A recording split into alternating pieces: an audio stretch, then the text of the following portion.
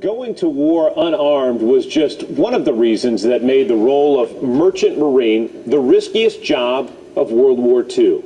It took decades after their service to receive formal thanks and benefits from the federal government for moving troops and vital supplies across dangerous seas. Tonight, we meet one of the last few merchant seamen from that era. He's living in landlocked East Tennessee.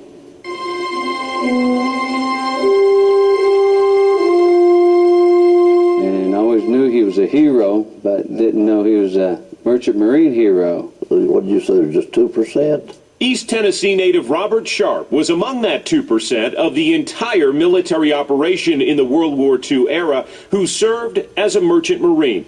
Went all over the world, didn't have time to see anything. World War II casualty statistics prove merchant marines held the war's most dangerous job. A greater percentage of the merchant seamen was lost than any other branch of service. Merchant Marines moved troops and supplies vital to the war effort across the high seas. In wartime, the civilian fleet fell under Navy control, but the largely unarmed cargo ships became prime targets for enemy submarines and sea mines.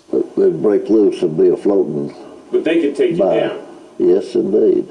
Ships were sunk all over in the English Channel, like going up through the forest where ships was been sunk.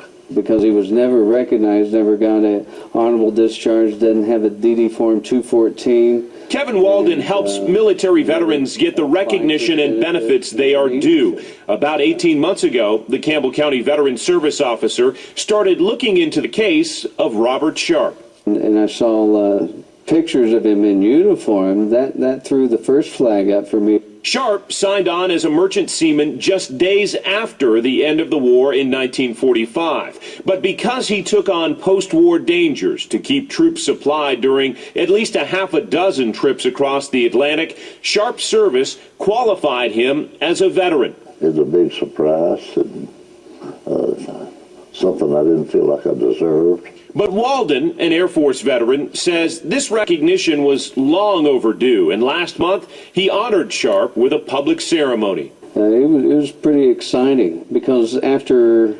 70 years, almost 70 years since World War II, this veteran was never recognized as a veteran. But the seas would get high. Like how high?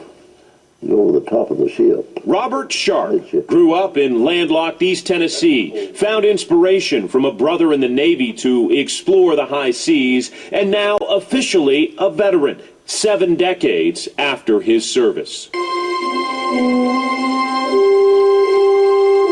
He served 4 years in the Merchant Marines. Sharp then turned to farming, worked as a livestock dealer, and dabbled in real estate. But the last time he was aboard a ship was 1949.